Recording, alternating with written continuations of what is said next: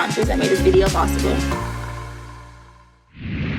Good morning, and welcome to the Black Business Playbook webinar series. My name is Carlin Johnson, and I'm a business management consulting officer here at BBIF. This series is just one of the many ways BBIF shares essential business strategies with BIPOC entrepreneurs like you by providing business owners insights on various topics such as finance, sales, marketing, HR, legal, and much more. Today, we will hear from Susan Appleton, leadership and communications consultant and CEO of Appleton Communication. She will share an overview of how relationships are linked to business successes. I'm looking forward to learning more about the strategies she will explain. Hi, everyone. I'm Susan Appleton, leadership and communications consultant and strategist, CEO of Appleton Communication. I want to welcome you to my presentation of the business of strategic relationships. And I want to thank the Black Business Investment Fund for including me in their Playbook webinar series. Today, we're going to talk about the absolute value of connecting intentional relationship development and communication as a foundation of your business, and how by doing so, you impact every other tangible component of your business. I began Appleton Communication in 2014 to fill that gap. I saw how having those key leadership skills, being able to develop relationships across the aisle, up and down the spectrum, allowed me and those of others to advance, while not having those relationships really stifled the movement of the other leaders that I saw. So I wanted to create an environment where they could come and get very specific leadership and development skills to be able to command their own space, whether in corporate or as an entrepreneur. So through coaching, workshops, speaking, and leadership consulting, I help leaders to maximize their productivity through high impact leadership and relationship and communication skills. Relationships drive success. Regardless of what you've been told, relationships don't happen organically.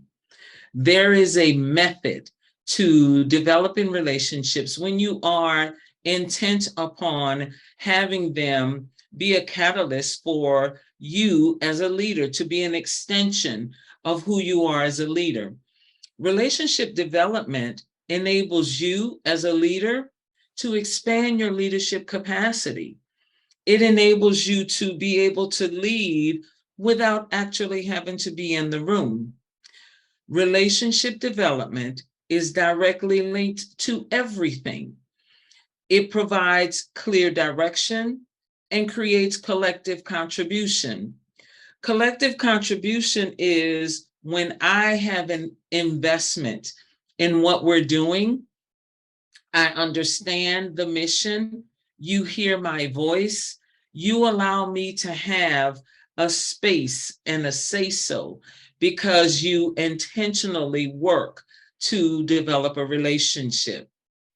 Relationship development increases productivity and morale. It is not a myth that when I know that I am valued, I will be productive whether you are in the room or not. And that is contagious for others. It produces higher quality results because I trust you.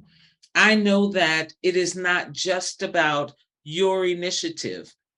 And relationships build culture that transcends the leader. Leaders come and go, but if you build a culture of relationship development, that will continue whether the leader stays or goes. So I want to introduce you to several models that will help you to build very specific, strategic relationships.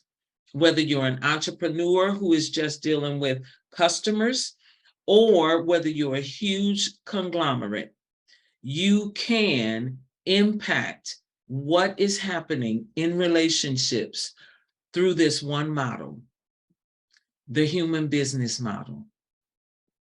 The human business model says that all interactions enter on a human level and they exit on a human level. The human level is designed for you to get to know me, for me to not be a distant person, for there to be a connection, to create a connection. The business level is where we do business. The human business model is something that you likely do often, but we're going to put a name to it and an intentionality to it. Because when you're intentional about it, it becomes a habit and you develop better connections with those who you lead. In the human business model, entering on the human level can be something as simple as, hi, good morning. You acknowledged me, what I was doing. And you know the difference because I'm sure you've experienced where someone came in and they just started talking about business. That doesn't create relationship. So the human business level says, hi, how are you? And then the arrow, you'll notice it dips down into business, where we begin to talk about the project that we're working on and how to get the project finished. The ebb and flow of the human business model is where we connect between humanism and business. When you ask me a question about business, I may take you back up to the human level and say, I wasn't able to get it done because, for example, I had an issue at home. If you acknowledge my issue before you bring me back down into the human level, now we're creating connection and we're creating relationship, because you are showing me that it's not just about business. I, on the other hand, get to grasp that it's not just about me. So the two begin to meet. The human business model goes something like this. Hi, Susan. How are you this morning? I'm great, Jeff. How are you? I'm fine. How about can you update me on where we are with the project that's due on Friday? Well, I have made some progress on the project. However, I haven't been able to get to work on time because my car has been acting up. That's your clue. Respond to my car. Oh, what's wrong with your car? And so as he begins to tell me about his car, my job as the leader is to drag him back down into business, because at the end of the day, we've got to get business done. Well, now that you have your car in the shop, do you think you're still going to be able to make the mandate of the project completion? And we continue to go in that way. And then at the end of the conversation, we exit. Thank you very much. Have a great day. The human business model is something that you do in emails, you do it face-to-face, you do it in a hybrid and a remote environment. The goal is to establish connection, to value me, and I in turn will value what you need to get from me, which is getting the business at hand done. Our second model to develop strategic relationships is a 360-degree communication model. 360 degrees means when you have initiatives, decisions that need to be made, you step back and you do an analysis of What does the communication plan look like to make this a successful execution? You always start with, what are you doing? What is the initiative? One part that we miss that I really want to emphasize is explaining the why. Why are we doing what we're doing? As adults, we want to know why. When you, as a leader, take time to explain to me why, you're not going out of your way and giving me an explanation when you don't have to because it just happens to be my job. No, you're inviting me into the process. You're saying that I'm important enough to understand and know why we're doing what we're doing. And as adults, when you tell us why, we can make a connection and we can go beyond buy-in to execution. So you think about, before you communicate, what are we doing? Why are we doing it? Who does it affect? Who does it involve? Who needs to have a hand in it? What that does is it helps you to assess capacity and competency. Are they ready? Do you have the training in place? Do you have the personnel in place? Is marketing ready to execute? So you look at that initiative and everyone that has to be involved in it and ask key questions so that when you do communicate forward, you know exactly what you're saying and who it affects.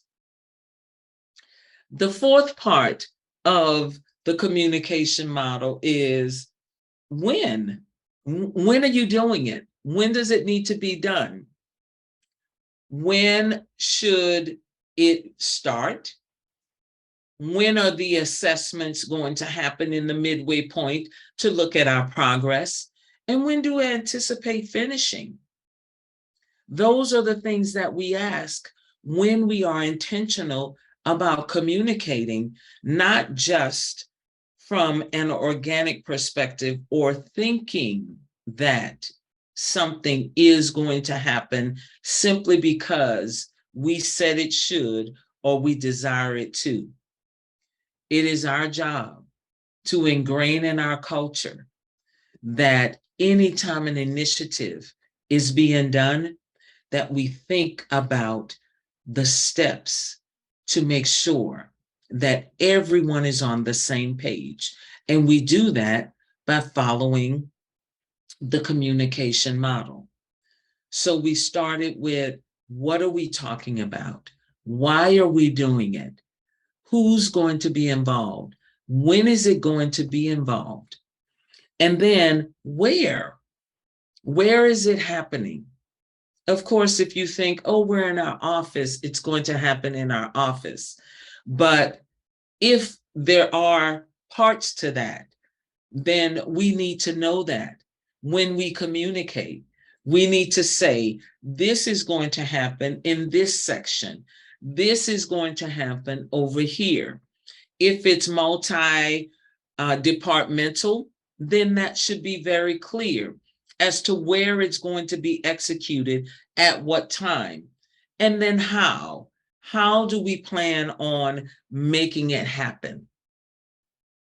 Those are key parts that as leaders, I want you to stop. I want you to think. We have an initiative.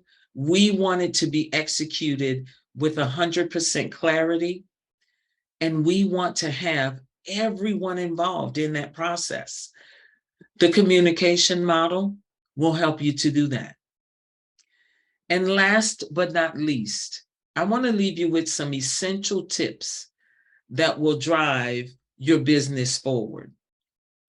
Essential things that as a leader, you must know. High impact Relationships and influence is the name of the game. It allows you to be a leader in the room, for others to lead when you're not in the room, and it expands your entire leadership capacity. Essential tip number one, understand your emotions and your triggers. Know what makes you react and have a plan. Know how to combat that so that your emotions don't lead, but that you have control always, in all times. Make sure that you learn generational leadership communication. Multiple generations require the same thing to be said and enacted upon in different ways. As a leader, you're not soft by speaking to a certain type of generation differently from another. No, you're knowledgeable and you're smart and you mean to get things done. And so that's why you learn how to communicate across the generational aisle. And when you can communicate across the generational aisle, guess what? You can pull the generations together to get work done. You want to make sure that you expect to be questioned. As a leader, we're not always right. We want to be challenged. You should expect to be challenged and questioned.